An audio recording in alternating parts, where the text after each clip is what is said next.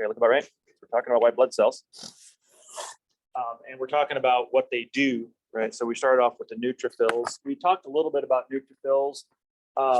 We talked about how these guys are the first responders. These guys are the ones that will go after a pathogen. So you can think of sort of these guys as sort of like the patrollers. They're sort of like patrolling around. And so they're always around. And so they're likely going to be the ones who are going to be the first, the closest ones to you in the case of an attack. And so they'll engulf. So they do this by phagocytosis. So they're phagocytic. That basically means they engulf the bacteria and they digest it. So what they basically, if you took general bio, you'll know that that whole phagocytic thing, that's a type of cell transport, right? So where the cell engulfs it, and then it kind of has it sort of encased and circled in a membrane, then it fuses its lysosomes to it, which is basically has all the digestive enzymes in it. And those digestive enzymes just basically go to work, just chopping everything up. Now, normally, like when you learned about it in general bio, the reason why you did that was because as a cell, you're eating, right? That's the way you eat. So you don't have a stomach, so you eat that way. But in the case of white blood cells, you're not just eating, you're not really interested in the molecules of it. What you're actually doing in this, and we'll learn a little bit about this when you guys go through the chapter 22 stuff for the immune system, is that what they actually do is when they chop it all up, they use it for display purposes. So it's kind of like the old ancient technique of when you cut off your enemy's head and you stick the head on a stake and you stick it out there.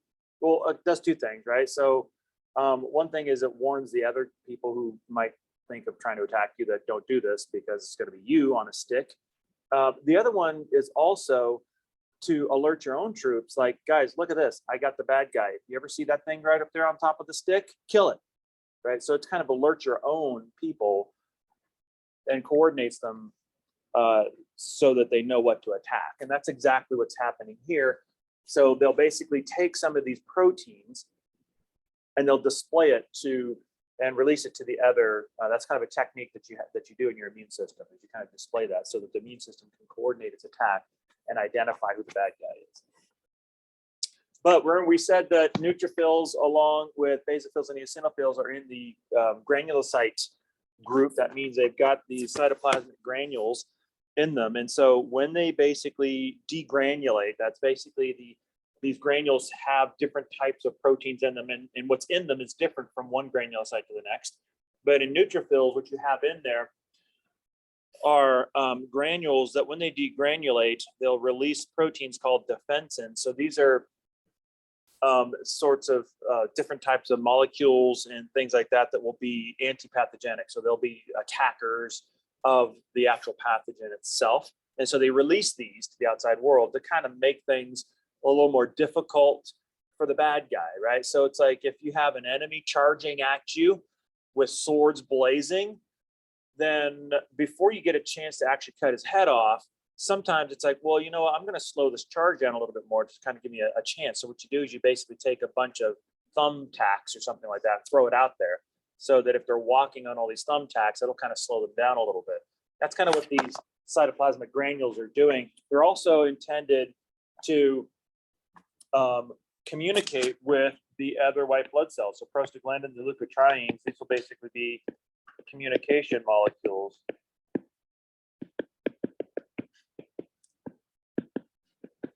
To help coordinate the response.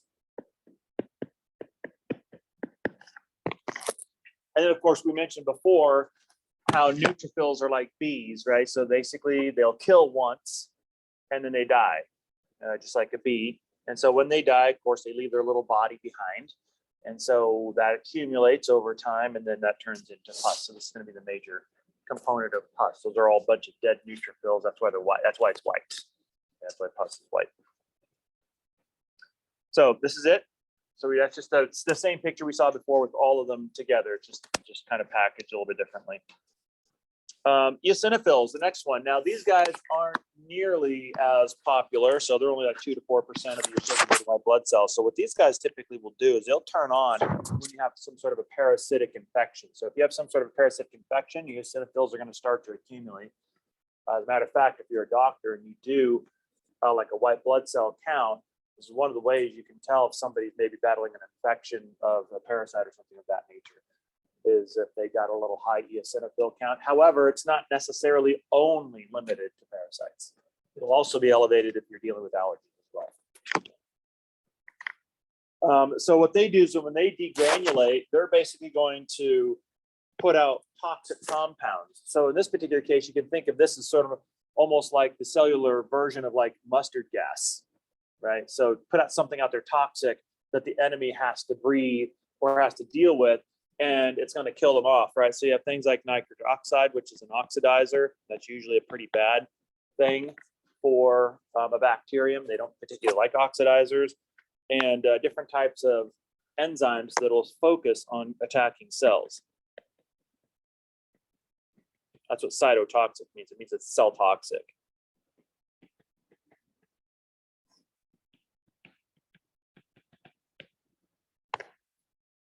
So these guys will also accumulate if you have various allergens in your system as well. So just because you have a high eosinophil count doesn't mean you're riddled with parasites, right? So don't freak out. That could just be an allergic thing.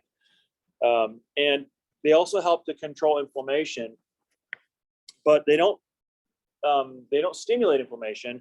They actually counteract it. So they basically kind of go against the sort of the hyper activity of neutrophils and mast cells, which are largely the culprits behind inflammation. So they kind of get all active and they start to get frenetic. And the eosinophils have sort of a way of tempering that a little bit with some of these enzymes that they carry that kind of counteract the effects of inflammation itself. So you can see the reddishness of the eosinophil. Basophils, basically, you're talking about less than 1%. So there's not a whole lot of these guys around there. Usually they're going after damaged tissue, right? That's kind of where their specialty is. And in their granules, the things that they're going to have are things that basically coordinate with wound healing. So if you damage your tissue and you need to start healing your wound, then you kind of need to start marshaling all the forces in order to actually heal that wound up. And so in its granules, it will be releasing histamine, right? We know that one, don't we? Because many of us take antihistamines to try to reduce our allergic reaction. So what does a histamine actually do? So what it does is it actually dilates blood vessels. And what this does is it basically increases white blood cell delivery. So it makes it easier for other white blood cells to get to the point of damage, right? Because the idea is we've got a breach in our defenses. The bad guy's pouring in, and I'm going to make sure that I dilate the blood vessels so that the backup can come as quickly as possible. This is kind of like the equivalent to what we do when we pull over on the side of the road when an ambulance is coming through. What we're doing is we're dilating the roadway so that it makes it easier for the first responders to get through and they can get there faster. That's exactly what histamine does. It also releases heparin, and some of you may know of heparin from like blood thinning maintenance for patients with blood thinning maintenance issues. But what this does is basically it's a blood thinner. So like a cardiovascular patient will have to have blood thinners like Coumadin or heparin or something of that nature in order to keep blood clots from forming on their stents and things like that. And so what this does, it prevents blood clotting. So it's like a blood thinner. This basically also allows for faster delivery. So when you're preventing blood clotting, what you're doing is you're increasing or you're decreasing the viscosity of the blood itself. So it's flowing more freely. It's kind of like when the ambulance is coming through a dilated roadway, it's also like moving really fast, right? So that's kind of like this what the effect of reducing blood clotting is. It allows it to move quickly and unobstructed pathway. So both of these are associated with getting the backup there quickly. And so you can see kind of these bluish staining cytoplasmic granules. Now monocytes, which are at best 10% maybe of your circulating white blood cells. Now remember, keep this in perspective. The white blood cells themselves as a function of whole blood is less than 0.1%. So we're not talking about 10% of a big number. We're talking about a tiny number of a tiny number. So basophils, there's not a lot of them in your system. So they're very specialized. So these guys tend to be big. They're fairly spherical. We kind of saw these before, right? These are the ones with the horseshoes. But the important thing about monocytes is that they basically will transform. So they're monocytes in the bloodstream. But when they move into the tissues, they transform into macrophages. And macrophages are phagocytic. So when they enter from the tissues into the tissues, they become macrophages. And the important thing about macrophages, the reason why we like macrophages, is because in a macrophage, what you have is basically a cell that kills like a wasp. How does a wasp kill? As a comparative to the bee, right? So we're comparing it to the neutrophil, who kills like a bee, right? Kills once and dies. How does a wasp do its stinging? Have you ever stung by a wasp? Yeah, they don't die, do they? Because if you've ever been stung by a wasp, you've likely been stung multiple times by the same wasp, because they got a different system. So if you take a look closely at the abdomen of a wasp, so let's like the back end of my hand is the tip of their abdomen. Then inside the abdomen is their actual stinger, which is connected to the poison sac of it. And so when a wasp stings you, what it does is it basically kind of ejects its stinger, but then it retracts it. So that allows you then as a wasp to be able to like sting, sting, sting, sting, sting, sting, sting. I mean, it's like you're going all the way down. I actually learned this one the hard way when I was growing up in Sacramento, which gets really hot there, and there's like a lot of wasps in our garage, and I was trying to get to them, right? So it's a kind of one of those like psychosomatic sorts of things, because I was looking at wasps in the windowsill of our garage and like spraying them and killing them. And then of course you start to feel something crawling on you, and you're thinking that's just me being creeped out because I just killed a bunch of wasps, right?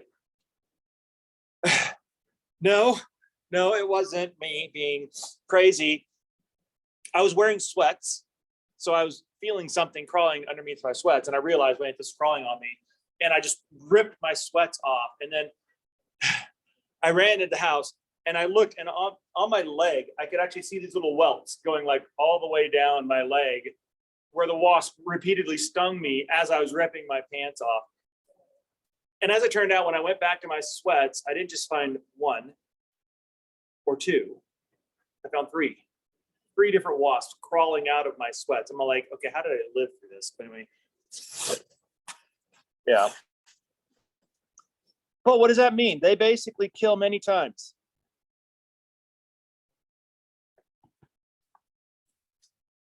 So the macrophages are our best friends, right? Because when these guys show up, guess what? I'm going to kill you, but I'm going to live long enough to kill a whole lot of you guys, right? So these are our best friends.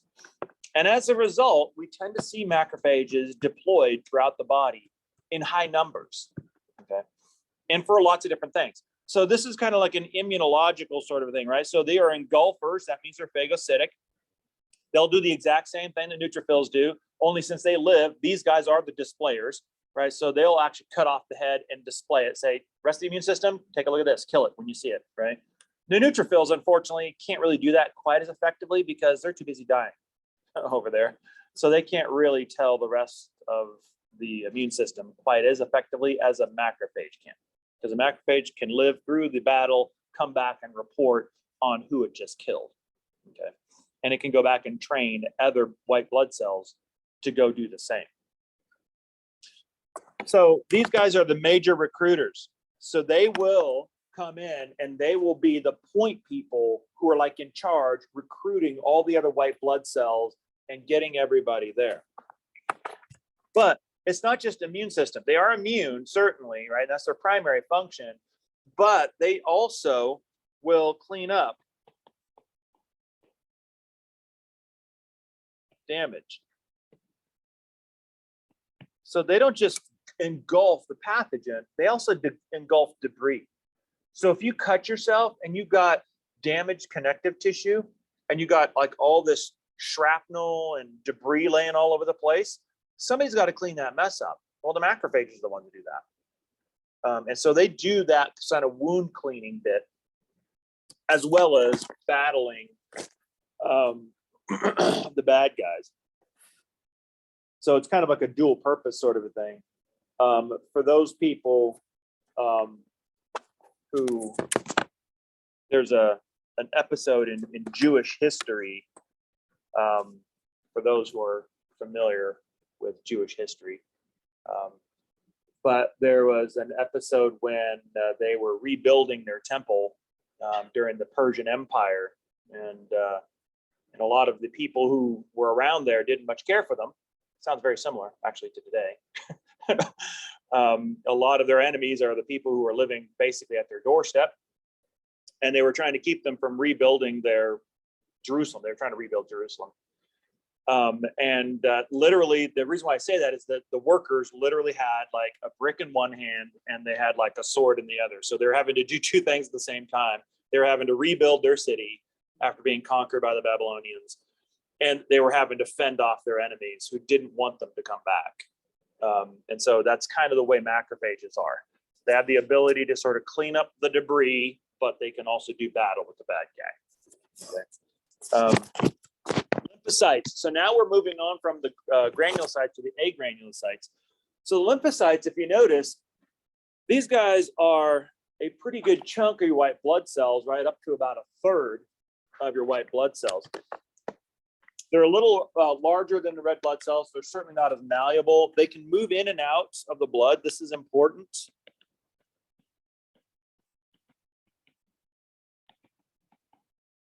To get access to tissue. Because the idea is, what good are you as a soldier if you can't get yourself to the battlefield, right? So you have to be able to have access to the battlefield in order to do battle with the bad guy. So they can move in and out of the blood cell just like monocytes can. And where you see them accumulated is in areas that you would expect to see as weak spots in like an invasion. Like, for instance, if you were to damage yourself or injure yourself, then you're going to see a lot of issues with connective tissue, right? Because that's one of the first things you're going to be damaging. We learned about that in AMP1, because most of your skin is dermis, which is mostly connective tissue, right? So that's going to be where you see them hanging out. They also are basically in lymph organs, like this is like their barracks, right? So this is like the lymph nodes. And then they're patrolling through the lymph system and going into the tissues where the connective tissue is, and they're patrolling back out. They're going back into the lymph nodes and so forth. And so you have basically this kind of patrol system where they're kind of ranging all the way throughout. Now, this is with the lymphocytes, which is a very similar pattern to what macrophages are doing as well. So the neutrophils are already there, so they're already outposted out there. The macrophages are patrolling all the way through the body, and they also have some specialized pockets of macrophages that form a permanent outpost, and we'll talk about those when we encounter them. But the macrophages are kind of moving all throughout the body. In the bloodstream, they're monocytes. When they move into the tissues, they transform into macrophages. But the lymphocytes are also doing the same thing, circulating throughout the lymph system, going from lymph node, army barracks, being deployed out into the tissues, then coming back into the barracks, and then being deployed and so forth. So you have this constant circulation of these lymphocytes throughout the body. And this forms what we refer to as the specific defense system. So this is essentially, there's two different types of defense systems in your immune system. One is specific and one is non-specific. Non-specific basically means you just attack stuff that doesn't belong there. So you don't differentiate what it is or who it is. You just go after it, you attack it. The granulocytes are like this. So both neutrophils, basophils, and eosinophils are all part of that sort of non-specific strategy. The specific strategy is where you identify the enemy first. And so you have a very specialized plan to go after a very specialized enemy. So you have like a profile on them, and you know their strengths and weaknesses. You've done intelligence on them, and you know how to attack them. Okay, so that would be like a specific defense. That's what the lymphocytes are in charge of. It's like a special division. of your immune system. So what kinds of lymphocytes are there then? Well, there's T cells. T for thymus, because they're developed in the thymus, right? So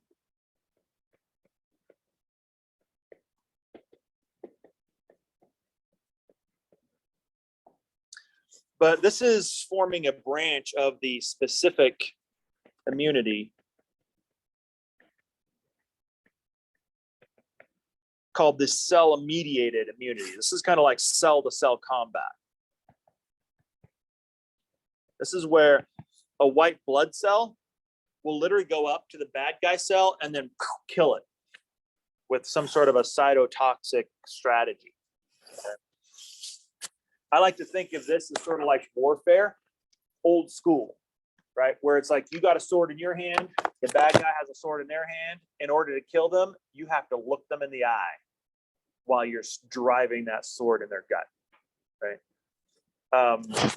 As bad as war is, when you think about war that way, war in the old times was probably a lot worse because you actually had to see a person in the face. You had to see their expression. You had to see their humanity as you were killing them. It was a much, probably more devastating, psychologically devastating process. Which probably explains a lot of the way they did things back in the old days, because you can't be that messed up and not have a little bit of that radiating outward, right? And so that's just, this is like a cell-to-cell situation. B cells, because these guys are developed in the bone marrow.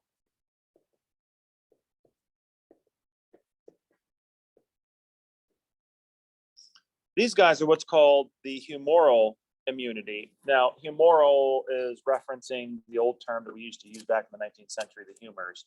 It's body fluids. That's all it is. But basically what B cells will do is they'll differentiate upon attack, upon infection, into two different types of cells. One is what's called the plasma cell. The other one is called the memory cell. So a B cell, upon attack, will develop or will differentiate into a memory cell and a plasma cell. And what a plasma cell does is it basically releases antibodies.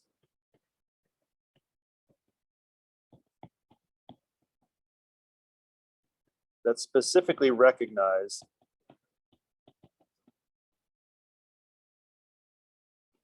an antigen from a pathogen. So this is what they do. So they're like antibody factories, and that's all they do. They just release antibodies. So the interesting thing is, like, when you get attacked, the B cells, when they respond to that, they kind of go through the screening process where they have to select the right antibody. It's sort of like you having a big key chain of keys, and you're sort of like sorting through them all, and you're kind of like trying each one of them on the lock. It's kind of like that sort of a process, and eventually you find the right key. It's like, aha, got it.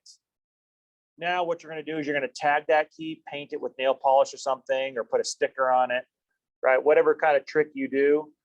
And then you'll always know that that key is for this door, right? That's the memory component of it. And then what you do is if you want everybody to come through that door, guess what you do? You make copies of that key. And you're like, here, listen, all you guys, I want you to have access to this door. So I'm going to make copies of it. That way it's going to be efficient. That's exactly what the B cells are doing. So they have to first go this process where they identify the correct antibody that meets this pathogen, that three-dimensionally recognizes pathogen. And then once they find that, then they make that antibody in spades with these plasma cells, and they release it. And that goes and attacks the pathogens and kills them, right? And then what you do is you don't just let that go, you form a memory cell. So you always have that knowledge in your hip pocket. This is how we develop immunity. So what's happening when you get vaccinated? Like if you have dead virus and they vaccinate that in you, what's happening is you're provoking an attack from your immune system, but the virus is dead. So what's happening is the immune system is recognizing the virus, the B cells are sorting through their antibody options to try to figure out which one of these antibodies is going to fit to a protein or something on that virus that it can recognize very specifically. Once it finds it, then it attacks that virus and then it stores that memory forever, so that when you get exposed to that virus, you're ready to go. You've already got that memory cell who just says, hey, guess what? This virus is back. So go ahead and make antibodies now. You don't have to go through this whole search process. And that's the basis of how our vaccination, our immunity works. It's the reason why our immunity requires a little bit of exposure. Okay. It's also the reason why sometimes we get a little sick after the vaccination, is because as the body is going through that, it's kind of more of like an inflammation sort of a sick. As the body's going through that, it kind of is actually generating an immune response to it. The other type of lymphocyte that you have is what's called a natural killer cell. These guys are the ones that focus on abnormal tissue cells. So these are ones that kill self cells that aren't right. So if you're a cell and you're starting to spin off like into rogue country, like a cancer cell, for instance, then it's the natural killer cells who will notice that and they will kill you.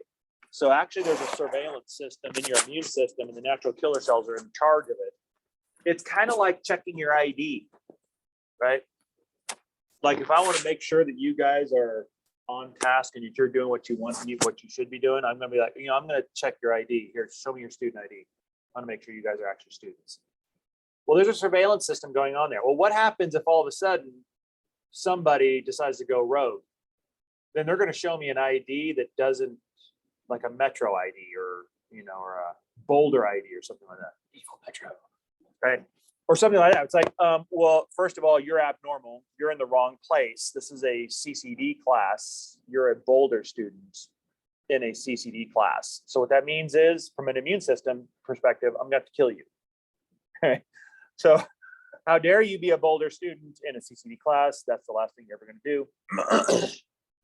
And you're going to be dead now. Right? That's how the immune system works. So it's kind of also a lot like what happens when militaries take over. And the Nazis were notorious for this, right? It's like they say you have like a baby bottle making factory. So you're making all the components of baby bottles. You're making the bottle itself. You're making like the little nipple and stuff like that. Maybe it's a one with a little bag in it. So you're making all the parts of a baby bottle. Okay. Then all of a sudden, so as you're sort of surveying, it's like, okay, you're making baby bottles because you're a baby bottle making factory. Great. But then all of a sudden, when you do surveillance on it, you notice like, well, wait a minute.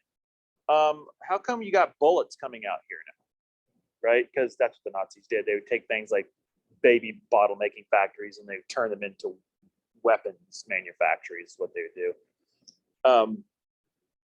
And then even worse than that, they would basically have Jewish people make them. So it's like horrible that you're basically forced to make the weapons that your enemy who wants to kill you wants to kill you with. So it's bad stuff. But that's obviously wrong, right? Because now all of a sudden, wait. Weren't you like a baby bottle making factory? So how come you're making bullets now? Right? That's not right. That means you've gone rogue. So you're doing something that you're not supposed to be doing. So guess what I'm going to do? I'm going to burn your building down and you're out of business. Okay. That's exactly what these natural killer cells do. They take out these abnormal cells. Matter of fact, you probably have, and most people, you live here a couple of decades on this planet, your body has probably, through the surveillance system, has probably expunged many potentially cancerous cells because it automatically eliminates anything that's abnormal. So a lot of people don't realize that what you see coming through the filter as cancer, probably there's a lot more that came before that your immune system just took care of and you never knew about them. Okay. So then when we take a look then at our our clinicals, right? So one of the things we can do to kind of get an idea of what's happening, or some of you guys may have had this, right, where you basically took your white blood cell count, so they essentially determine what your relative percentages of white blood cells are, and you can determine whether or not you've got infections if you got a high lymphocyte count, or inflammation, or allergic reactions if you got eosinophil counts, or things of that nature. So depending on what your white blood cells look like, you can kind of predict a little bit some of the things that might be going on in you. And that's kind of the way we use the white blood cell count when we run that in a clinical environment. So how do we get there, right? So we have these white blood cells. We know that T cells are developed, they're not made, they're developed in the thymus, and that the B cells are in the bone marrow. But what about the rest of them, right? What about the neutrophils, the eosinophils, the basophils, and things like that? So what about all these guys? How do we make them? So basically, this is the story of their production. So the white blood cell production. So ultimately, all the white blood cells, all the blood cells actually, are going to come from a type of cell called hemocytoblast. Hemo basically means blood, cyto, cell. Blast means a developmental cell. So typically a blast cell, and you guys probably saw this and got familiar with this in AMP1, because we talked a lot about osteoblasts and chondroblasts, right? So a blast cell is an actually embryonic term. And what a blast cell does is it will lay down something for the first time. So blast cells you see in embryology because they're laying down tissue for the first time. If you recall, the osteoblasts were the ones laying down bony matrix for the first time. So these are developmental cells that are designed to make new tissue. That's what they're doing.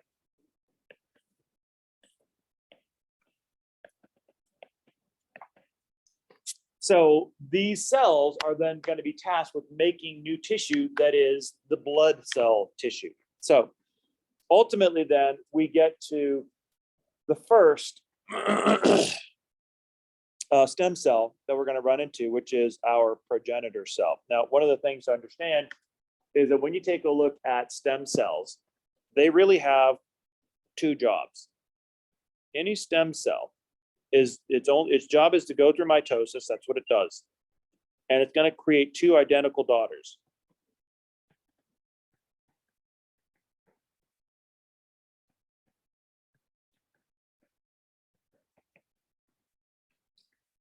One of those identical daughters is the replacement for the stem cell. So you always have a source of new cells. The other one then becomes a differentiated cell.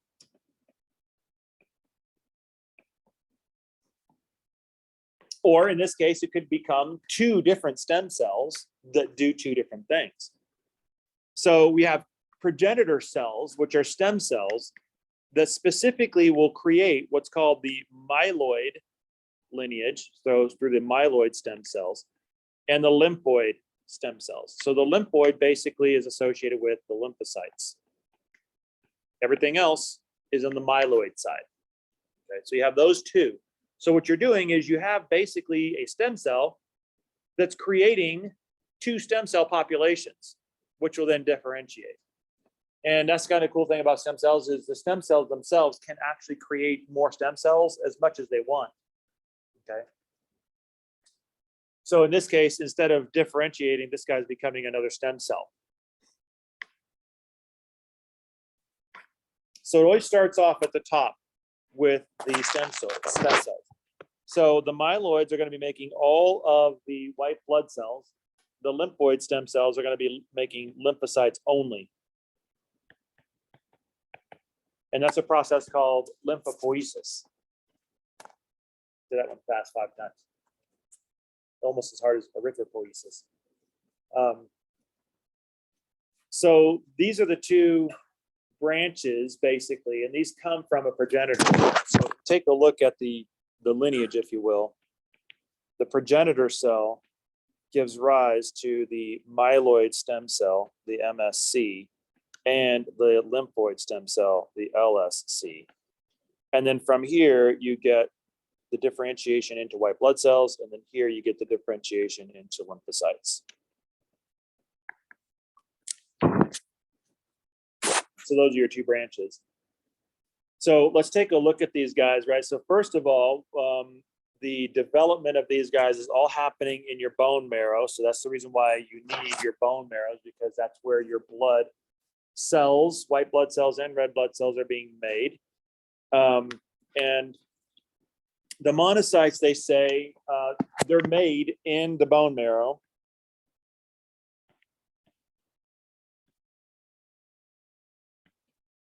But their development into macrophages is happening in the peripheral tissues, right? So this is kind of one of those things where the creation of them is in the bone marrow, but the development of them into ready to roll and active players doesn't happen until they get into the connective tissue. So just like we talked about before. The same thing is also true, by the way, for the lymphocytes, right? So the B cells are created and ready to go in the bone marrow, but the T cells are created in the bone marrow, but they're not developed until they go to the thymus, where they are developed by thymosin, right? And that was one of the hormones, if you recall, that we talked about in the endocrine system. Ever so briefly. It was like maybe about 30 seconds, right? So that was the only significant hormone that the thymus produced. That's a word now, produced. So let's take a look at this. Now, one of the things that we should wrap our heads around is that whenever we are building cells, we're making more cells, you always have to have some sort of a growth hormone like cue, right? Cells don't just divide by themselves. They only do what they're told, which means that there has to be some sort of a signal to tell them to do it. We talked about that a little bit in the endocrine system, right? So the growth hormone, its job is to tell cells to divide. For skin cells, the stratum basal that's actively mitotic and replacing your skin, that is under active control of the epidermal growth factor. We talked about platelet-derived growth factor as well, right? So platelet-derived growth factor is in charge of generating platelets, right? So there's different growth type hormones that are cueing these cells, these cell populations to go through cell division. So in this situation, when you're talking about a stem cell going through cell division to create a group of cells that will differentiate into your red blood cells and white blood cells, that has to be under control of growth factors. So these guys are types of growth factors that regulate white blood cell production.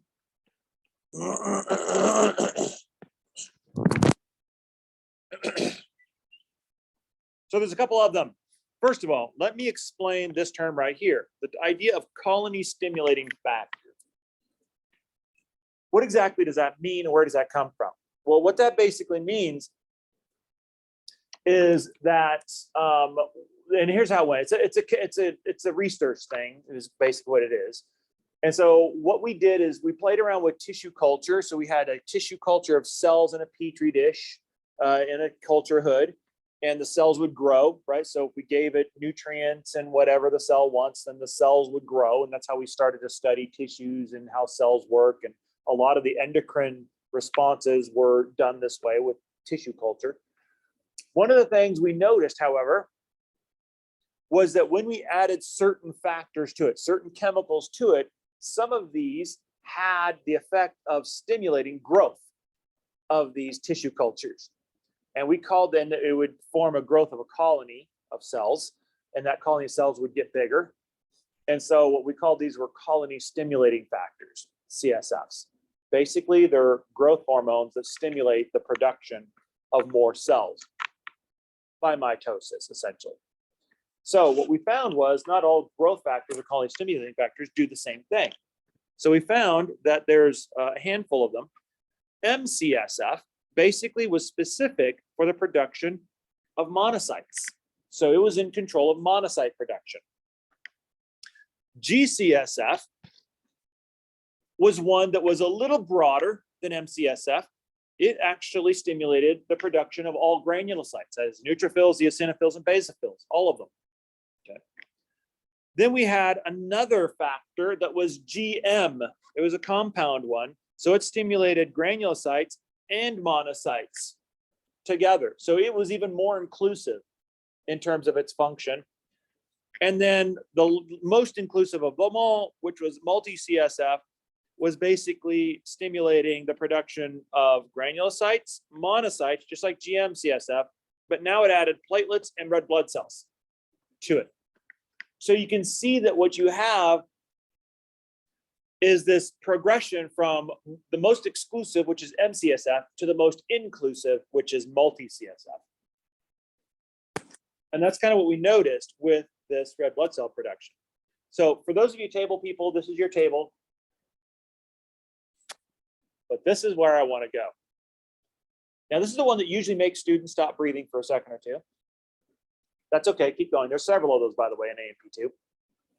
Just the idea is keep breathing, keep the heart pumping, right? We'll get through this. Now, the way I look at this, I don't want you to memorize this, right? I don't want you to say like, okay, I need to know, the band cell stage from the myelocyte stage, right? I mean, that would be more like a histology class. What I want you to do is I want you to tease out the overall overarching patterns out of this process, okay? So this is what happens. So here's your hemocytoblast as you start off, and it's gonna create your two stem cells, your myeloid lineage and your lymphoid lineage. So the first thing that you do, because these are the same, right now, these myeloid stem cells and the lymphoid stem cells are exactly identical. So the first thing that you do is you start applying your growth hormones to them so that you can start getting differentiation. The first thing you do is start applying a multi-CSF. So what does this one do? Multi-CSF is the one who will basically cleave this one from this one. Remember, this one was granulocytes, monocytes, platelets, and red blood cells. That's pretty much everything in the myeloid side. All you have left after that is the lymphocytes.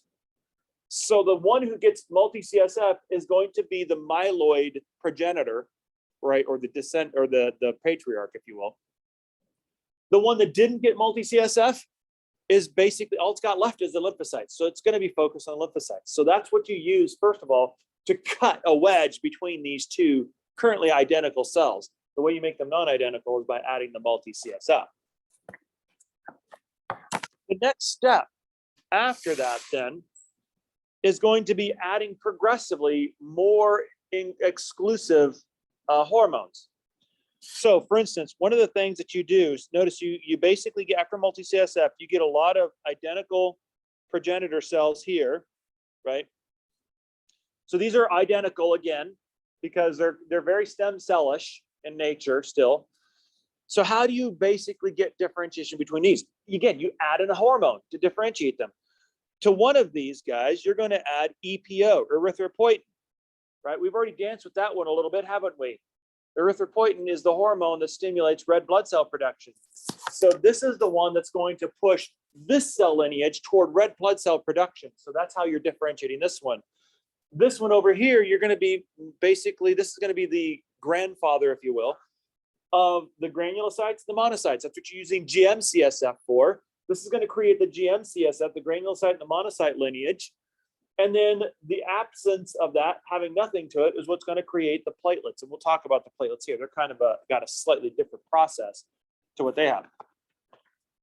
So notice what's happening over here. You don't do anything with the lymphoid stem cells. They just basically go on and they just start to turn into lymphocytes, right? Just with no application of any hormone whatsoever. So it's like your default state without doing anything is all lymphocytes. Okay, that's kind of like your default state. So then once we apply these hormones, GM-CSF and EPO, then that kicks us down to the next level down, which is the blast cell stage. Notice we're still applying EPO over here in the erythroblast stage. So that's starting to kind of get starting to develop this more as a red blood cell. This is a pro-erythroblast. At this point, it still has a nucleus, still has organelles, it still has everything to it. Hasn't done anything crazy yet. But what about this guy? This guy we need to differentiate now, right? Because it's both the granulocytes and monocytes. So we need to split that. The way we do that is by adding G-CSF for the granulocytes and M-CSF, this is driving me nuts, and M-CSF for the monocytes. So you're pushing these two away from each other by creating the monoblast and the myeloblast. And then as you start to go forward, these guys start to develop into the basophils, the eosinophils, and the neutrophils, the granulocytes. Under the control of MCSF, this will become a promonocyte and then an actual monocyte itself. Okay. But notice what you did is you used these growth hormones, these CSFs, to sort of push them down their little developmental pathways. Without anything associated with it, without any hormone, this guy will develop in what's called a megakaryocyte. A megakaryocyte is this gigantic cell with all these little pieces of cytoplasm that are kind of branching off, almost like little tentacles. And what happens is little chunks of that will break off, and that'll create platelets. So your megakaryocytes are constantly kind of like fragmenting their cytoplasm off, and it's sort of breaking off, and that becomes platelets. So at this point now, we've got platelets, basophils, eosinophils, neutrophils, and monocytes and lymphocytes. Now what about red blood cells? Well, with red blood cells, then what happens is from the pro-erythroblast stage, it starts to go through the stage where it starts to do crazy stuff, like getting rid of its organelles, getting rid of its nucleus, and stuff like that. So in this erythroblast stage, this is where you're going to get the ejection of the nucleus, the ejection of your mitochondria,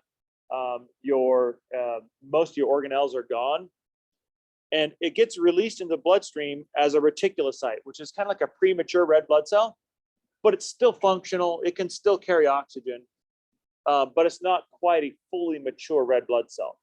And then it'll mature into a full erythrocyte once it kind of finishes out its process. So what is a reticulocyte doing that doesn't make it a full-fledged red blood cell? Well, it still has a lot of RNA in it, and it still has a lot of ribosomes in it, so it's still making a lot of hemoglobin. So it's still in the process of making a lot of that hemoglobin, filling itself up. It hasn't terminated that process yet. So it can still carry oxygen because it's got hemoglobin in there. It's just still actively building more and more and more. It hasn't reached its maximum fill, okay? Just like you can still run your car on half a gallon of gas, right? It's just that your tank isn't full, right? So it's like in this particular case, a reticulocyte is like driving your car while filling up your gas tank with the rest of the gas, okay? Which is be kind of weird, but you could do that. Technically speaking, you could do that. Okay. And so once you actually finish off that process of filling yourself up with hemoglobin, then that is your mature red blood cell. But your red blood cells are actually a combination of reticulocytes and mature red blood cells. So that's actually what you would find in your hematocrit.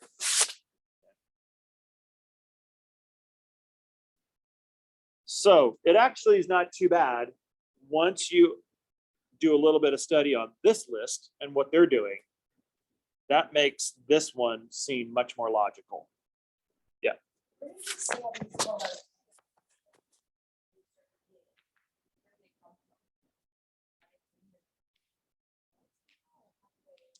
They are in the blood. I used to know this. I'm trying to think because I can't. They're not pituitary. They're I forgot. It's been such a long time since I looked into that mechanism. But they're made separately. You know how like you have like things like somatostatin, which is actually made by the liver, but it's under the direction of ACTH and that sort of stuff. It's kind of like that. It's like a secondary hormone that's made on site. So.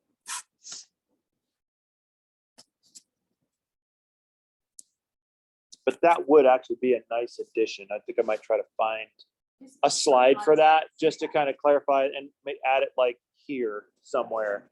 That would be a good addition. So this is just the big version of it. That's all this is. Just going line by line. Yeah, so that was quick. So that's if you like the big version. Right. So that's all. It's just recapitulation of the same thing. So what about platelets? So these little fragments, right? So these guys are kind of like the last ones that we have that we're going to talk about. So it's part of our clotting system, our blood clotting system. And so we have platelets in our system. Now, other animals like non-mammals and things like that, they still do blood clotting, but they have separate cells called thrombocytes. So thrombo is a prefix that's associated with blood clotting, like thrombosis, basically. So that's referred to the blood clotting. But these guys are fairly short-lived. You could imagine this, right? I mean, not only are they not, I mean, they don't have a nucleus, but I mean, they're not even a full cell. I mean, they're just like a little piece, a chunk of a cell that's floating around. So they don't last very long, a week maybe, before you have to replace them. So you're constantly replacing your platelets all the time. So you can imagine then that you have a constant supply. It's part of your, it's kind of like your maintenance system, your routine, sort of the hum of your system. And then eventually they, once they kind of get old after a while, then they circulate through your spleen, and the macrophages in your spleen will remove them so that you can replace them with fresh platelets.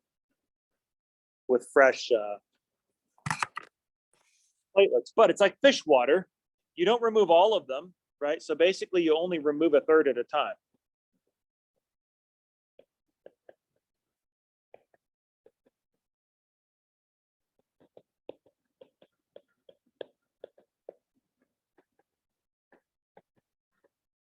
Like changing fish tanks.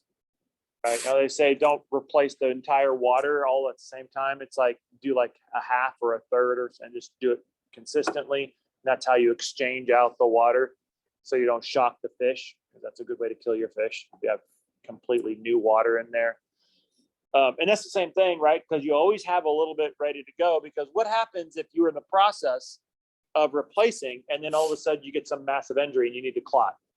Well, you're kind of screwed, right? Because like, oh wait, can you wait till we replace everything? No, we can't, because you're going to die in that time. So you need your platelets, and you need them now. So this ensures that you always have a ready supply of platelets, regardless of what's happening. And not only that, and it's the last of your table, your little platelets, right? They're cute. But that leads us into hemostasis, right? Because now once we talk about platelets, the natural question is, what do platelets do, right? Well, platelets are in charge of hemostasis, right? This is basically a cessation of bleeding. So, clotting. And when you take a look at hemostasis, you have three major phases to it. And there's some moving parts to it. So you have what's called the vascular phase. We'll take a look at that up close. Then, of course, the platelet phase, and then the coagulation phase. And then, of course, we'll have to clean it all up once we're done with this whole hemostasis process. But imagine you injure yourself, you cut yourself. Now, this could be like a full out cut, like, cutting yourself with a knife or something like that. It could also be something very simple that you don't even aware of, like a micro laceration or something like that, at sort of like a very internal level that you're not even aware of, maybe sometimes, like an internal laceration or something of that nature. Sometimes those sorts of things happen. Well, what's the first thing that happens? Well, the first thing that kicks in is the vascular phase. This one's going to be lasting about 30 minutes or so. And the hallmark of this one is vascular spasm. So what happens is when you sever like an arterial or something of that nature, or a blood vessel, the actual blood vessel itself will start kind of doing spasms. So the musculature around the blood vessel will kind of start doing this like little spastic spasm sort of a thing. And there's a couple of things that you're trying to accomplish at this particular phase. First of all, the endothelial cells. Now, what exactly are the endothelial cells? Well, without getting into blood vessel archaeology, which we'll do in chapter 21, the endothelial cells are basically a simple squamous layer inside your blood vessels. It's an internal liner. And of course, you're going to have your basement membrane, and you're going to have your connective tissue out here, typically. So when you cut yourself, what's going to happen is you're going to have a couple things going on. You're going to have exposure of connective tissue in an area where it shouldn't be exposed. This is kind of like punching a hole in a wall. You're going to see a bunch of insulation hanging out of the hole, and you know that's not right because that insulation belongs on the inside of the wall. You shouldn't be able to see that, right? for you, your endothelial liner is like the wallpaper, right? So what happens here is the endothelial cells start to themselves contract. And what they do is they expose basement membrane. So the basement membrane gets exposed in here, as well as any connective tissue in there. Now, these typically tend to be fairly small, so it's mostly going to be basement membrane, okay? But this is your basement membrane, and it gets exposed to the bloodstream. Well, that's abnormal, right? And so that's what you want to do. So it's kind of like if you poke like a little hole in the wall, what it does is it basically takes a little bit of that sort of and pulls it out so that it's easier to see. So it's like, wait a minute, there shouldn't be insulation hanging out of this. That's wrong. That's abnormal, right? That means we have to fix it, right? And so that's one of the things that starts to happen in the vascular phase. The other thing is these endothelial cells, they start to release and communicate.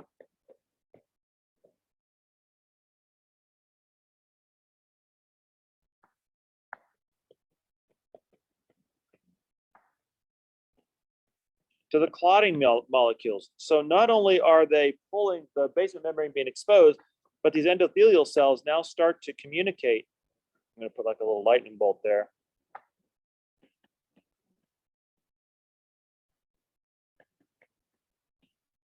And they start to send out signals to the clotting system that they need to clot this, right? Because what's happening is you've got a breach in the hull. You're going to start losing red blood cells here if you're not careful, right? So here's like your big red blood cell. You're going to start losing red blood cells if you're not careful. They're going to scooch out of that little hole and you're going to start hemorrhaging all over the place. And remember, your cardiovascular system is a closed system. So your red blood cells never leave the confines of the cardiovascular system unless you're injured, right? And in which case that means you need to plug this hole. Why? Because you're going to lose your red blood cells, which are carrying all your nutrients and oxygen, which basically is what your cells need to live. So if you spill your lunch, guess what? You're going to die, right? Because you're going to starve to death. And whoever's depending on you for food and oxygen is going to starve to death. So you have to plug this hole quickly. And that's what these endothelial cells are doing. So they're communicating. How do they do this? By releasing chemical factors. For instance, one of those is ADP, adenosine diphosphate.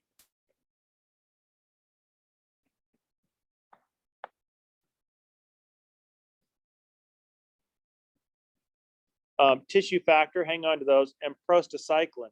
So these are three molecules that are signaling to the clotting. These are actually clotting factors.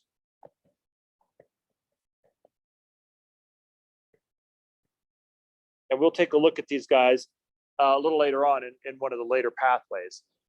These are actually clotting factors. So they're listening for these endothelial cells to tell them, oh, hey, guess what? We got a problem here, start clotting.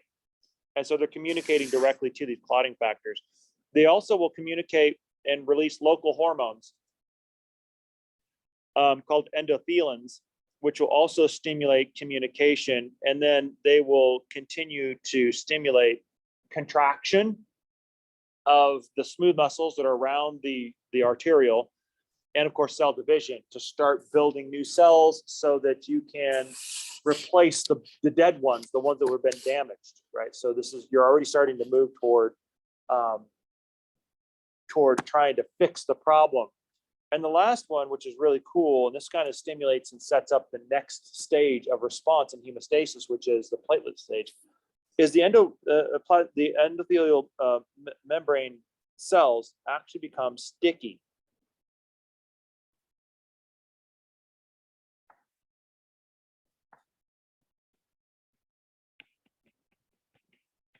And when they become sticky, what that means is this whole system will start to stick together. And so it'll start to kind of stick to each other. And then it'll start to pull that entire piece together. So if it starts to get stuck together, it's going to start to slowly seal up that little breach because they're just sticking to each other. And so they become sticky, but that'll help to seal off some blood flow. But they also are sticky, and they will allow you for the next phase. And we'll talk about that here in just a second. So this is kind of what it looks like. So here's your knife where you're just basically nicely severing your blood vessel. Not really the way it happens, but there it is, right? And then the first thing you get is vascular spasm. So you can see how you kind of get this narrowing of the blood vessel. So you're kind of cinching it off. You're literally trying to you're trying to like tourniquet it by cinching it off. That's what vascular spasm is trying to do. And then you are immediately, the endothelial cells are recruiting, signaling, communicating, and they're sticky. So why are they sticky? They're sticky because the next thing you want to do, now notice, the vascular phase is lasting for 30 seconds. So for the first 15 seconds post-injury, it's all vascular phase. But after about 15 seconds, the platelet phase will kick in. So there's an overlap. So for the last 15 seconds of the vascular phase, you've got both vascular and platelet phase on duty. So you got two people on duty. So what's happening with the platelet phase? Well, there's two pieces to it. There's platelet adhesion and then aggregation. So let's take a look at adhesion. Remember, in your bloodstream, you've got all these little chunks of platelets floating around. Well, what's going to happen is they're going to see these sticky endothelial ends, and they're going to basically start sticking to those endothelial ends. They themselves are sticky, and so they'll start to glom onto each other, and then they'll start to form this plug of platelets in that open wound. So the adhesion part of it comes first. So they stick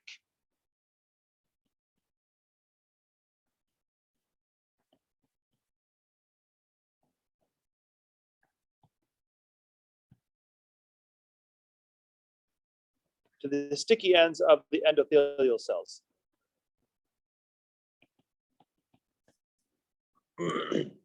They'll also stick to basement membrane, which is one of the reasons why it exposes the basement membrane, right? That gives you a sticky end for the platelets to stick to. And they will also stick to connective tissue. So here's three different things that you have in your wound for your platelets to stick to. So your connective tissue, which is now exposed, which is not supposed to, that's sticky. So platelets are going to stick to that. Your basement membrane, which is now exposed, which it shouldn't be, is going to be sticky. So the platelets can stick to that. And then the endothelial cells themselves are sticky. So platelets can stick to that.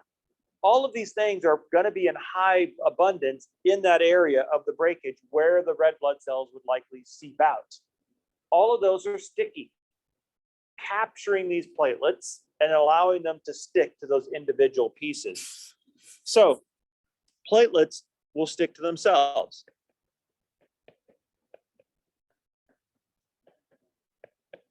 So once they start to stick, then the platelets, another platelet will come along and stick to the platelet that's stopped, right? And then once then they'll start to sort of pile up on each other until eventually what you get is what's called a platelet plug, which closes these small little gaps. Now it's not perfect, is it? Platelets are soft. They're cells. They're cell pieces, not really cells, but they're cell pieces, right? So they're soft. So a platelet plug is a soft plug. This is not a permanent fix.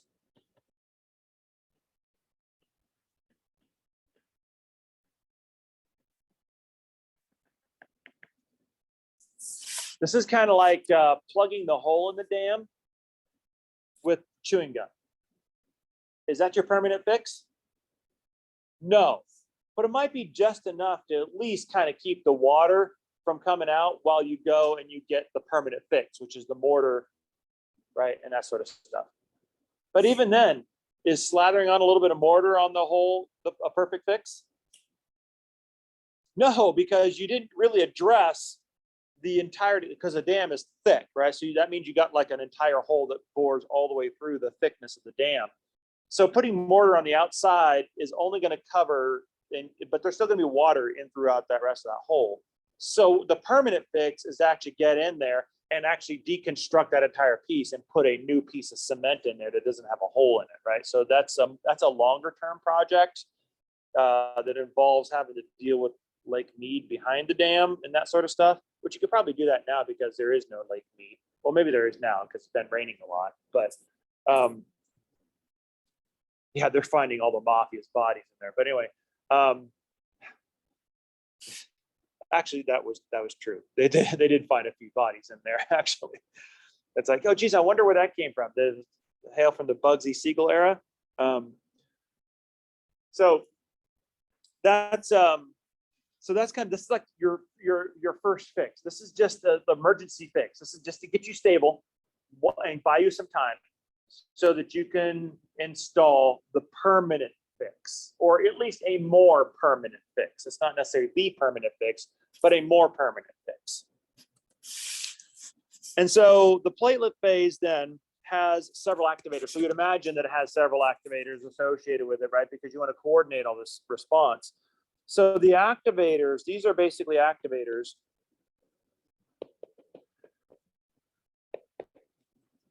So adenosine diphosphate, we just saw that one, didn't we? Who releases ADP? The endothelial cells, right? So they're actually releasing an activator for the platelet phase. Thromboxane, A2, and serotonin. That's actually a neurotransmitter. Serotonin is. So there's a release that'll actually cause clotting as well. Different types of clotting factors. We'll take a look at those here in just a second. Platelet-derived growth factor is actually an activator of the platelet phase. Calcium ions. We'll talk about calcium as a component of clotting here in just a second, but calcium ions are necessary as an activator, as an activating type of a presence for the platelet phase. However, where there's an activator, you have to have what? An inhibitor, right? These things come in pairs. You probably figured that out by now. So what's an inhibitor? Well, another thing that endothelial cells release, prostacyclin. So the endothelial cells have the ability to activate platelet response with ADP, but then once that happens, it has the ability to turn it off by secreting prostacyclins. That'll kind of turn it off. That inhibits the aggregation. There's different types of proteins that other white blood cells will actually produce. Some enzymes will actually break down ADP, right? So this is basically removing an activator.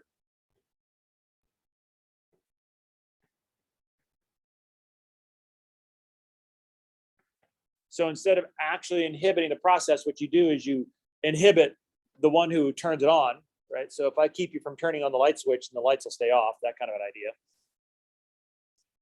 idea. There's a negative feedback that's associated from serotonin. So serotonin will feed back on its own production, and that'll shut it down. So that's an inhibitor sort of a thing. Blood clot, of course, if a blood clot forms, that'll isolate the area, and that'll also kind of slow it down as well. Why? Because you're slowing down circulation and delivery of the platelets themselves. That's kind of what it looks like, platelet phase. So you can see here how you have basically these platelets that are stuck to all this tissue, the basement membrane, the endothelial cells, and then they just start to pile up and aggregate into this huge plug, this platelet plug after aggregation. And the platelets themselves will then be releasing other molecules. For instance, they will be reinforcing themselves by producing ADP, PDGF, and calcium. So these guys are reinforcing their behavior. Reinforcing the effect.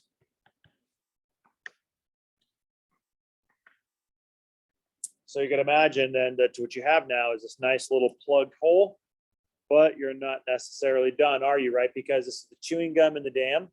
This is not the permanent fix.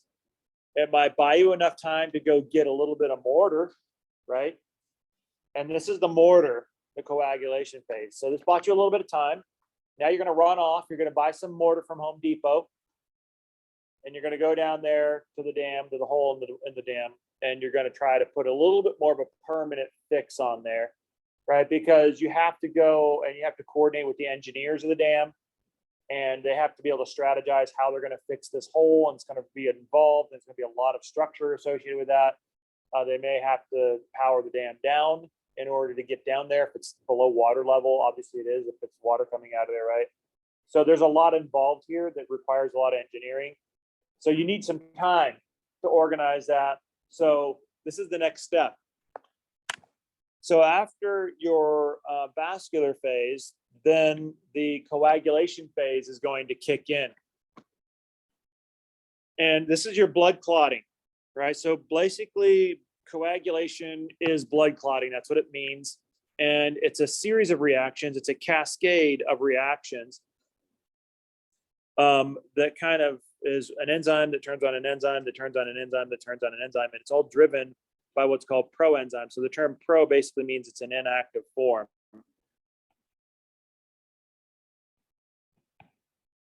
To have enzymes that will turn on inactive enzymes and then allow them to do their job in blood clotting. Now, here is one thing that's important. Why do you think that these enzymes are set up and they're ready to go? They're waiting, but why do you think they're in the proenzyme form?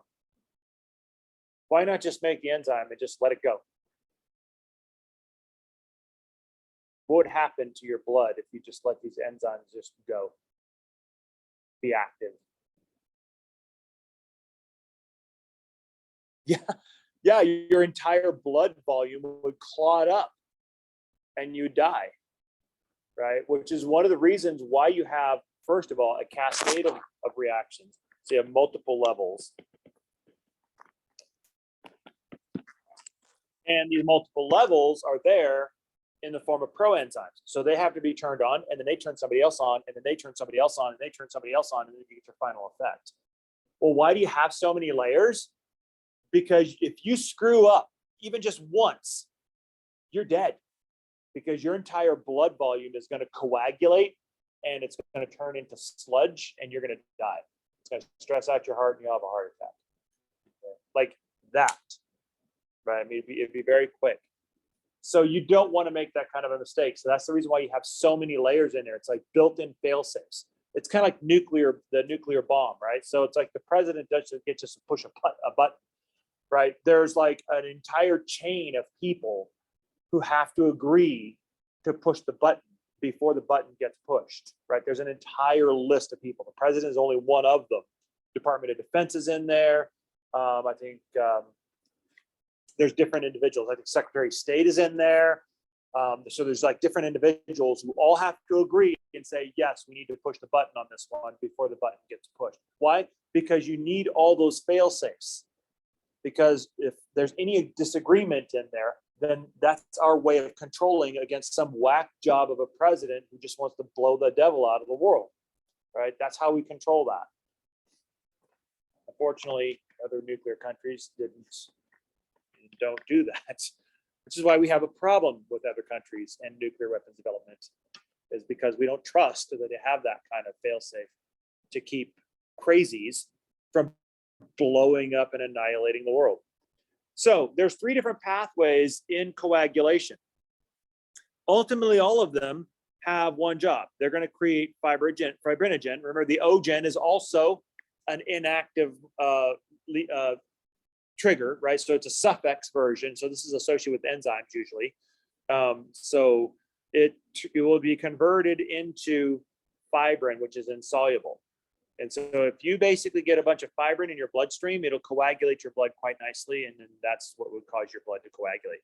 So you have 3 different pathways. All of them will lead to the same process. So let's take a look at it. Well, actually, we'll take a look at it in just a little bit once we talk about the activators for it. Obviously, the clotting factors, we said we were going to talk about these a little bit later. Well, later is now, right? So the clotting factors that we talked about, these are the procoagulants. These guys will stimulate coagulation.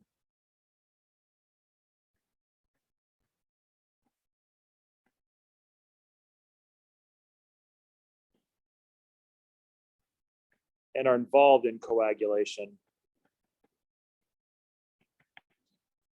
So these are proteins or ions in some cases in the plasma, and they're part of the coagulation process. So this is kind of what it looks like for you table people. Scary looking table. I'm not going to have you memorize all of it. I'm not going to sit here and ask you, what is clotting factor 3? not going to do that to you. A couple of things, however, to pull out of here that are kind of important patterns to see.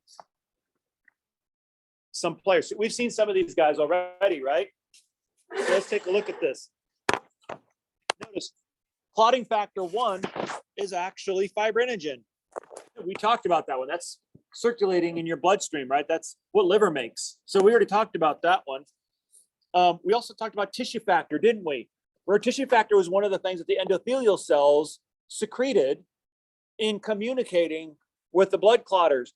So this is actually something that's secreted by those endothelial cells to create or to get kick-started this blood clotting. That's actually number 3. Number 4 is actually calcium. Calcium ion is necessary in order to get this clotting cascade to work out. A couple of other ones, and there's no reason why you should know the rest of these, but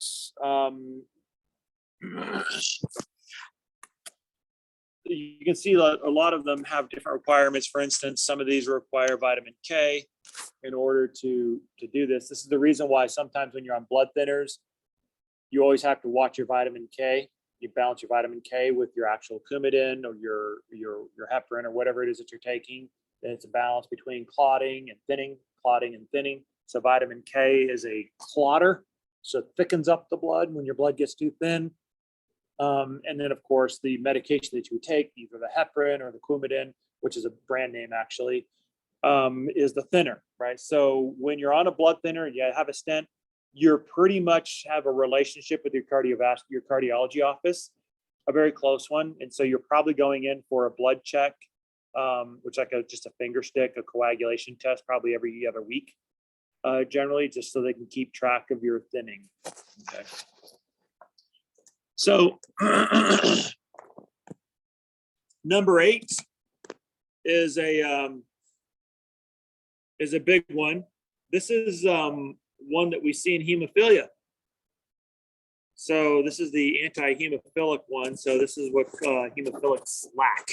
They lack number 8, so they're not able to clot. That's the reason why their blood is thin and they tend to bleed out, and it's very dangerous for the hemophilics. So that's basically the list of, these are all the players. So here's the pathways that we have actually involved here. So the 3 different coagulation pathways. We've got an extrinsic pathway, an intrinsic pathway, and a common pathway. So what happens is the extrinsic pathway and the intrinsic pathway all lead into the common. Okay, so that's kind of how that works. So you have 2 different pathways into the common. Let's talk about the extrinsic first. So the reason why they call it extrinsic is because it happens outside the bloodstream, from outside, extrinsic, outer. So this means out. And so generally speaking, in the blood vessel, so it's associated with the blood vessel cell wall. So this is kind of like what we just saw, right? So this is like cutting a vessel from the outside, where you do notable damage from the outside of the bloodstream. It's not happening inside. Generally speaking, what's going to happen is you're going to have damaged cells. Those endothelial cells, right? Those endothelial cells, we learned about this one. They're going to release tissue factor, TF, which is one of the clotting factors. We just saw that on our list. And then there's other things along with tissue factor and other types of molecules as well will create an enzyme complex that will then ultimately lead to factor 10. So who is factor 10?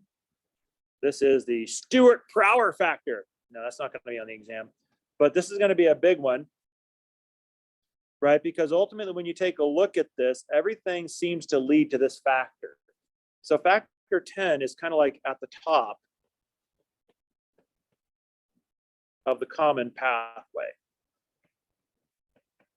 So the extrinsic pathway is a way to basically detect and to coordinate external damage or damage coming from the outside, and to be able to communicate that to the common pathway, which starts at factor 10.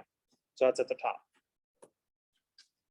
So what about the intrinsic pathway? The intrinsic pathway is called intrinsic because it starts within the bloodstream.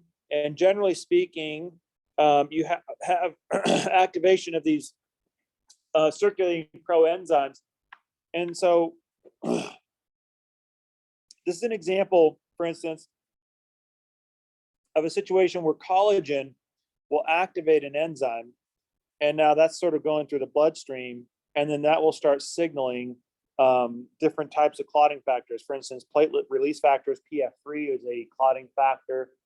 And then eventually what will happen is there's a series of steps that will then lead ultimately to factor 10, which we all know is at the top of the common pathway.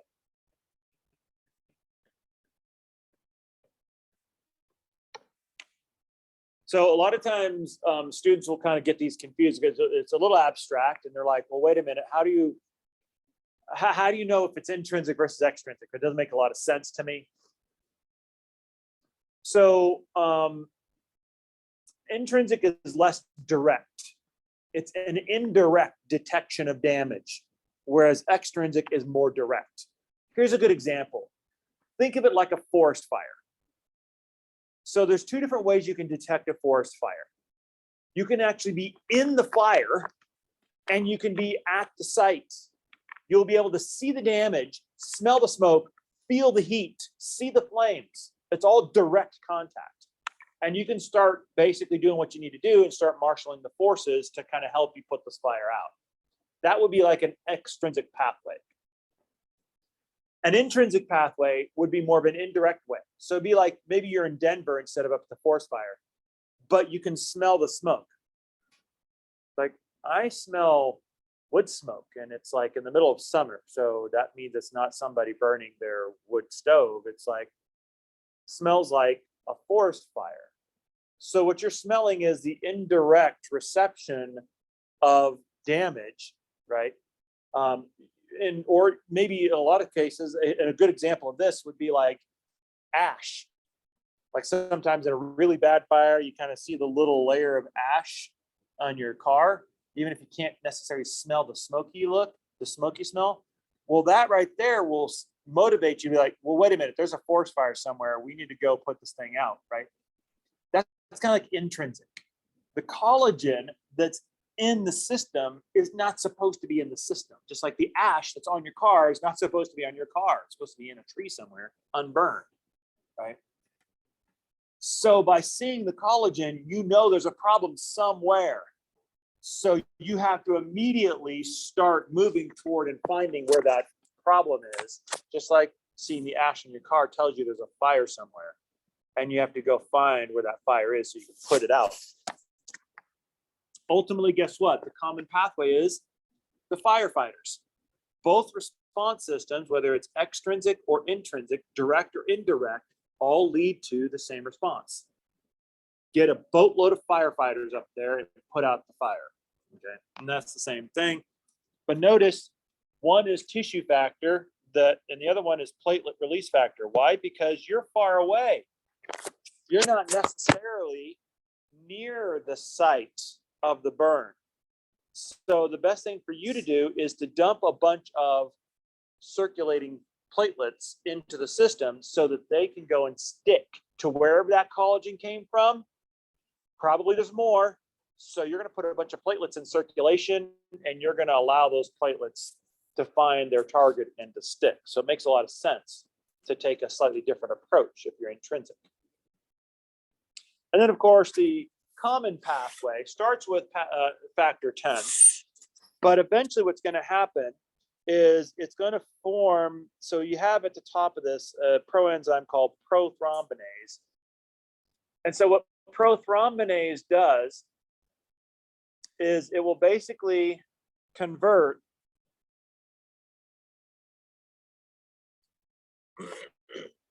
prothrombin into thrombin. Great. What does that give us?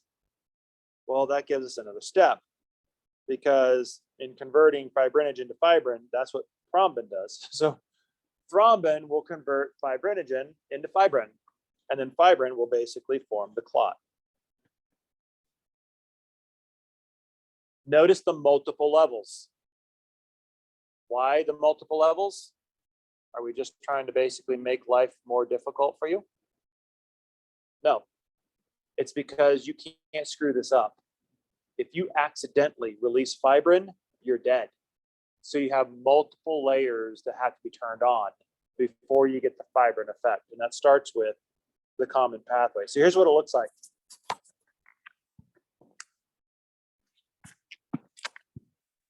So here you can see on this side, you've got the extrinsic pathway. This is the intrinsic pathway. So in this particular case, you're going to see the actual damage. The damage is going to be notifying you by way of producing tissue factor, right? We already know that that's being stimulated by the endothelial cells who were involved in the damage itself, okay? It's marshaling calcium, right, which is one of those factors as well that needs to be come in, and it combines with clotting factor 7, which will then create this complex, which will then turn on factor 10.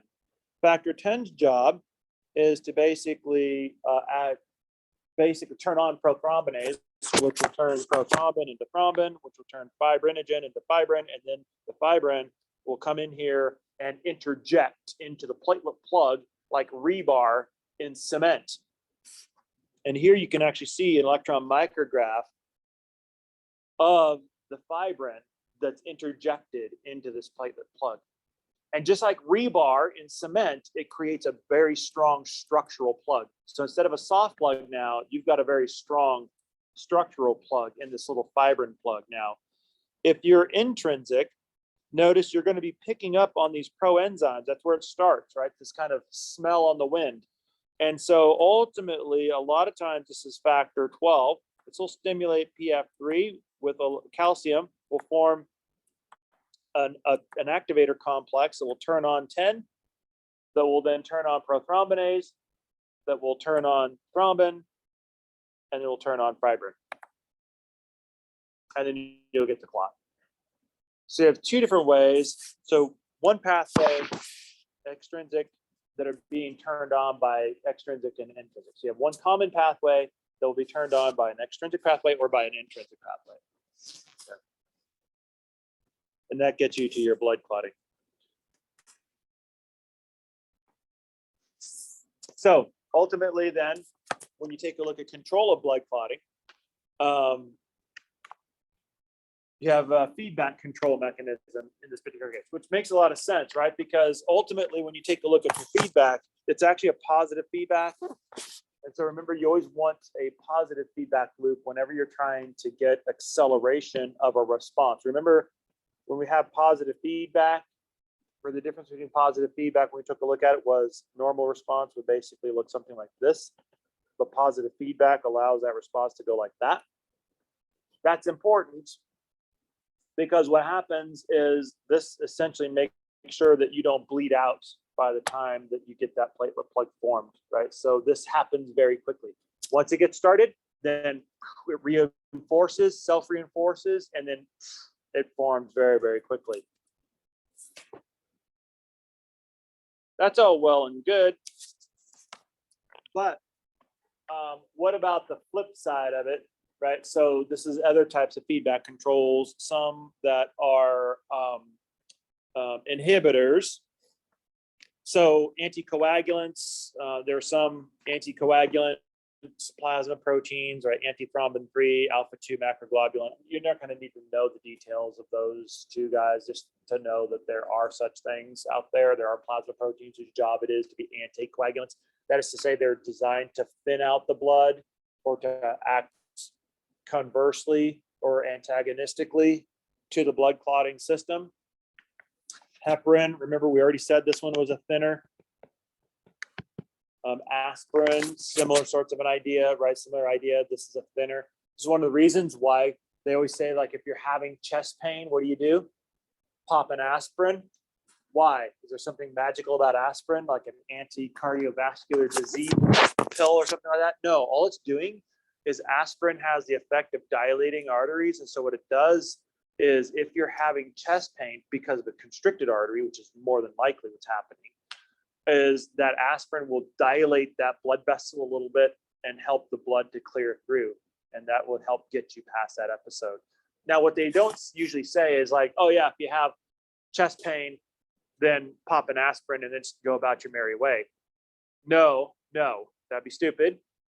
if that does happen, pop an aspirin, and then what they do is they say, you know what, then you need to call your cardiologist and make an appointment with them to make sure that that blockage doesn't kill you, because if it was blocked enough to cause pain, then it's blocked enough to kill you. Okay, that's what angina is. That's what chest pain is. It's like the beginnings of a heart attack, but there's enough blood flow through there that it's not a full-on heart attack, but it's kind of like what it feels like when it begins. Thrombomodulin, activating protein C, prostacyclins, right, which we also said we already put those on the list. These are also anticoagulants that will also produced by the endothelial cells. So you can see that the cells themselves are coordinating and regulating themselves. So calcium ions are procoagulants.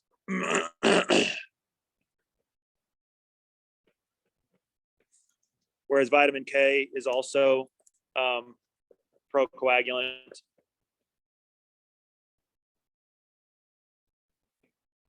So you can imagine that if you are on a blood thinner, your diet is important, right? So if you are, drinking or consuming a lot of calcium or getting a big calcium load, you can expect to have a blood thinner change, right? So a changing in your blood. Or if you're eating a lot of vitamin K, you can, bananas, I believe, is what usually the nurses recommend, is to eat some bananas because they're high in vitamin K. That will kind of sludge you up a little bit. But yeah, so you always want to be careful. As a matter of fact, a lot of times patients will always ask us the questions like, well, wait a minute, does that mean I have to like stop eating this or that, or have a diet sort of change? And usually what they say is no, just eat normally, right? Just kind of have a normal routine, consistent, continuous diet. Whatever you do it consistently. And then we'll check your blood that way, because all of your metrics, whether it's your blood thinner, your Coumadin, or your heparin, or your vitamin K or your calcium supplements, can all be adjusted based around what your normal continuous daily diet looks like. They just say don't do crazy things like binge on spinach, or just pull down an entire bunch of bananas and eat that, right? Because that will cause problems.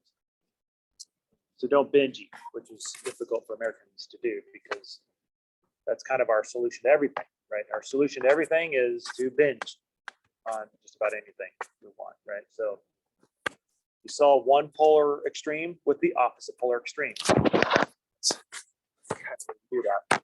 Okay, what about clot retraction, right? That's going to be a thing now.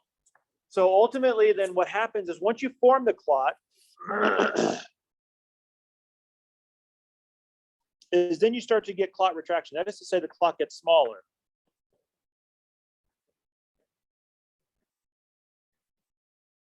Kind of starts to dry out a little bit. So if you guys take a look at a scab, you notice scab does a retraction sort of a thing, because a scab is basically just kind of a type of clot. That's basically what it is. And so like a scab kind of gets to that place where it kind of starts to pull together a little bit, kind of starts to retract a little bit, kind of get a little bit smaller. One of the things that it does is it actually pulls everything together, so it's like it's not so splayed out. This will help to reduce the bleeding. It'll also help to stabilize injury. It'll also help to make it easier for the fibroblasts to come in and fix things, right? So if you pull that wound together, then it's going to be less difficult for fibroblasts to lay down new connective tissue and kind of seal that wound up and kind of heal up that wound. And so it makes the wound repair part of it much, much easier. And that's essentially what a scab is doing when it's contracting. It's trying to get basically disparate areas of your skin, which is now breached, trying to get those guys together as much as possible so that your fibroblasts can have a smaller crevasse, so to speak, to fill connective tissue in. Okay. And the same thing's happening on all levels with clot retraction. Now then, what happens if you want to get rid of the clot, right? Because all good things come to an end. What you do, you must undo. So what happens now with actually dissolving the clot? This is called fibrinolysis, right? So fibrin, which is fibrin, lysis means to cut. So this is to cut fibrin. Well, you have a couple of things here, actually. It's a slow process, by the way. It's not fast, right? So that basically means it is not as fast as clotting. You would expect it to be a slow process. So when you take a look then at this slow sort of dissolving the clot process, there's two things that actually activate this. Number one is thrombin. Is that surprising? Remember, thrombin was actually in the pathway to activate fibrin. Now it's in the pathway to chop up fibrin. So this is acting kind of like a negative feedback.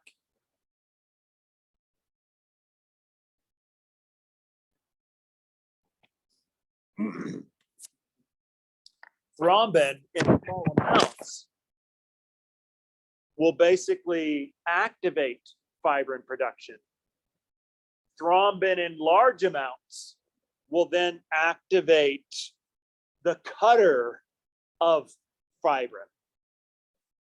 So there's also tissue plasminogen activator, TPA, which is also part of this story, which will be produced. And both of these guys have the activity of converting plasminogen, or that's the inactive form, and converting that into plasmin.